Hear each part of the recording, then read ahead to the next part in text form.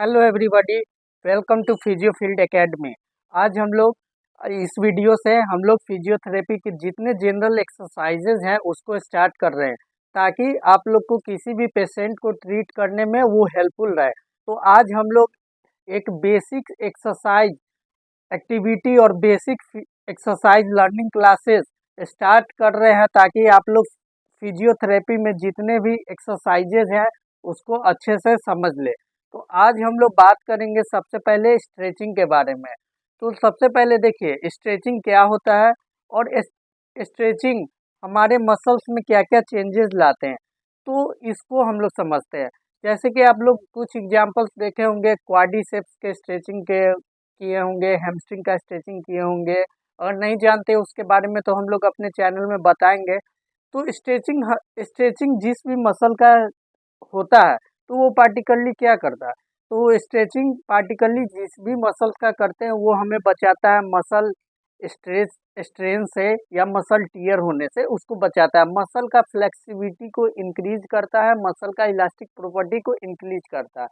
अब इसको तो ये समझ गए। दूसरा, अगर किसी भी पेशेंट पर हम लोग स्ट्रेचिंग अप्लाई कर रहे हैं तो उसका जो स्ट्रेचिंग का बेनिफिट है, ये पेशेंट पर कितने समय तक कितने देर तक काम करेगा, तो ये सबको समझेंगे। सबसे पहले हम लोग देखते हैं टाइप्स ऑफ स्ट्रेचिंग के बारे में।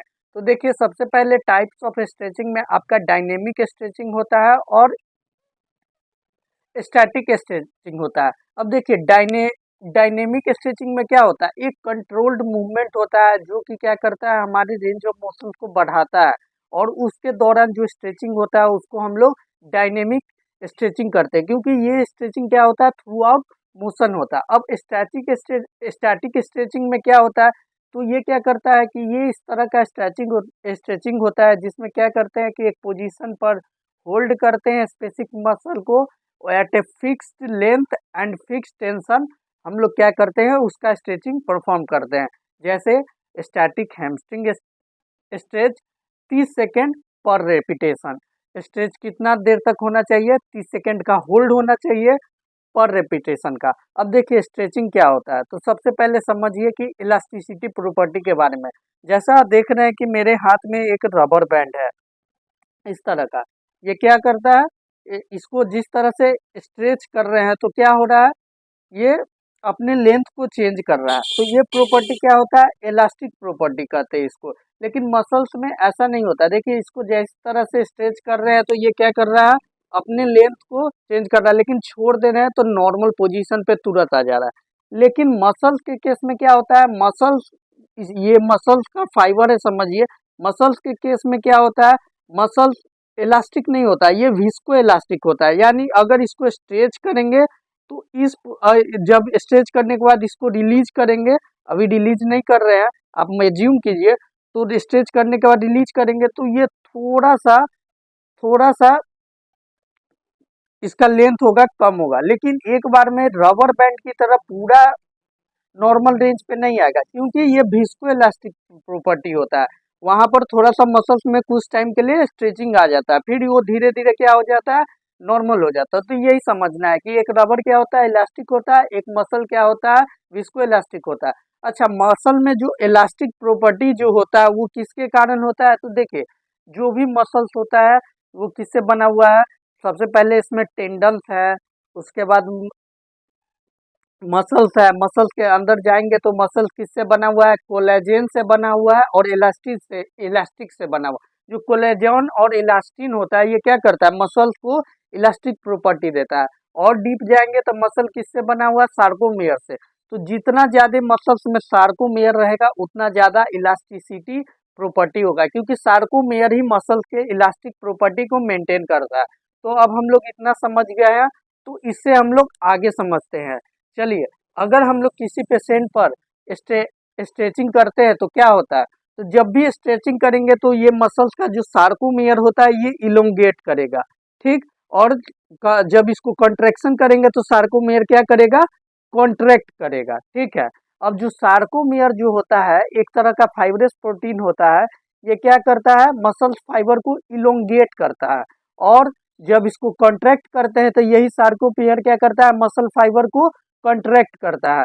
तो पुलिंग करने में क्या होता है, इलोंगेशन होता है। और कॉन्ट्रैक्ट करने में, शॉर्टनिंग करने में वो क्या होता है, कंट्रैक्शन होता है।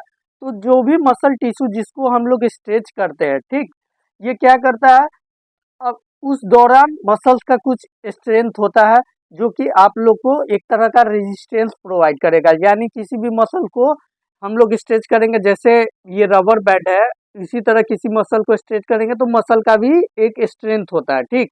तो हम लोग क्या करते हैं, जैसे ही स्ट्रेच करते हैं तो क्या करते हैं, हम लोग को कुछ कुछ थोड़ा बहुत फोर्स अप्लाई करना पड़ता है इसको इलोंगेट करने के लिए लॉन्गर लेंथ में विद इन इंड लिमिट तक। और इससे ज़्यादा फोर्स अप्लाई करेंगे इंड लिमिट में तो क्या होगा, ये टूट सकता है। जैसे ये रबर है, इसको ज़्यादा लिमिट में क्या अप्लाई किए तो ये क्या हो गया, टूट गया। तो यही चीज़ मसल के साथ हो सकता है, ठीक है। अब क्या करते हैं, अब हम लोग किसी भी स्ट्रेचिंग को मसल्स में करते हैं, इतना समझ गए, ये इसको इलोंगेट करते हैं, स्ट्रेच करते हैं, तो इससे क्या होगा, सबसे पहले हम लोग का किसी भी पार्टिकुलर जॉइंट्स का या कि रेंज ऑफ मोशन बढ़ेगा, ठीक है।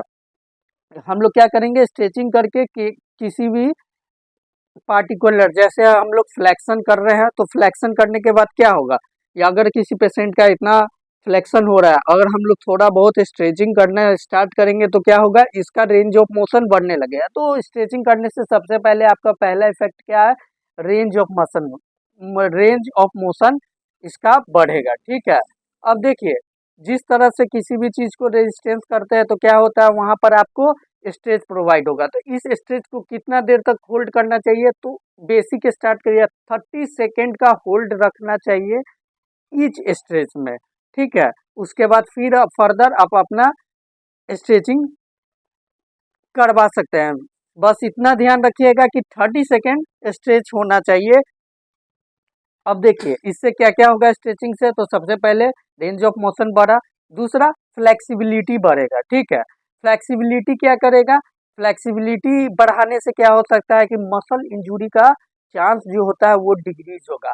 और कोई एथलीट जो कि रनिंग कर रहा है, वॉकिंग कर रहा है, और उसका मसल बहुत ज़्यादा वाइगरस रनिंग कर रहा है, अगर उसका मसल ज़्यादा इलास्टिक लिमिट, ज़्यादा इलास्टिक रहेगा, ज़्यादा उसमें क्या बोलते हैं, लेंथनिंग करने की क्षमता रहेगी, जो कि हम लोग स्ट्रेचिंग से बनाए, तो वो एटलीस्ट ज़्यादा दूर तक रन कर सकता है और मसल इंजरी से बच सकता है। लेकिन अगर मसल ज़्यादा इलोंगेट नहीं करता है और ज़्यादा एथलीट रन कर रहा है, तो वहाँ पर क्या हो सकता है, मसल इंजरी का चांस हो जाता है। दूसरा देखिए, अब इससे इससे समझ गया कि पहले तो रेंज ऑफ मोशन बढ़ गया, फ्लेक्सिबिलिटी बढ़ गया, लेकिन कितने देर तक, तो समझिए ये कुछ समय तक ही, इसको परमानेंटली स्ट्रेचिंग काम नहीं करता है, ये कुछ समय तक ही काम करता है। उसके बाद मसल क्या होता है, अपने नॉर्मल शेप, नॉर्मल पोजीशन में आ जाता है।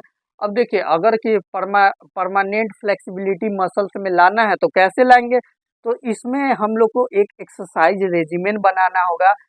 इससे क्या, हम लोग को एक पीरियड ऑफ रूटीन बनाना होगा 2 मंथ का, जिसमें जनरली हम लोग को 2 मंथ कम से कम 10 मिनट हर एक पार्टिकुलर मसल का स्ट्रेचिंग करना होगा।